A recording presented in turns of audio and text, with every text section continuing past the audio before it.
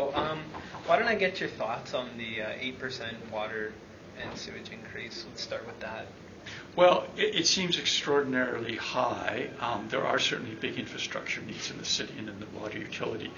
But one of the problems is the city siphons a lot of money out. $8 million of that goes into general revenue.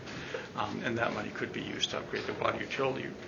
The reason that's important is, and we heard a lot tonight about property tax is not a very fair form of taxation. But to charge people water rates is even less fair, right? And so everyone needs water. And Regina charges a very high basic rate. Like, it doesn't matter how much you try and cut your consumption, you're stuck with that rate, much higher than most Western cities. So part of what we were recommending tonight was, let's try and lower that basic rate. Maybe up the consumption on the high end, so people will start conserving water more, and give people some incentives to conserve water. That would be useful. So that was a big part of it. It's not fair to finance growth and to finance other city operations out of that water utility. And how do you feel about their argument that their utility rate increase is for aging infrastructure? Do you think that that's a fair argument? Oh, I think it's absolutely fair. There's a real serious problem. But if you look at the infrastructure budget, some of it certainly goes to upgrading old infrastructure. But some is used really advancing money to developers to develop new areas. And there's a really serious question, despite what the administration said. In other places, they said they get nowhere near back what they front up for new infrastructure, new developments. So that really means the city's subsidizing all that new housing, all that commercial development. And that seems wrong. That's the wrong place to take out it. And those are private sector initiatives. There's no reason for taxpayers to be subsidizing that. I know the mayor of Calgary ran on that very issue, that they were running up huge debts to fund new growth. And that's precisely what the city's proposing to do here, is to borrow more money to fund new growth.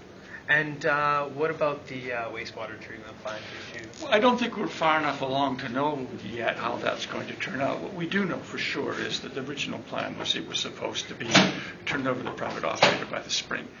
There are all kinds of delays in the city, and now the city's best hope is it's going to be done by mid-August. Now, every delay costs us money. Construction costs are going up, according to the city, by $1 million a month. And the other problem is that we have a drop-dead deadline. We have to have that thing up and running by the end of 2016. We're legally required to do that.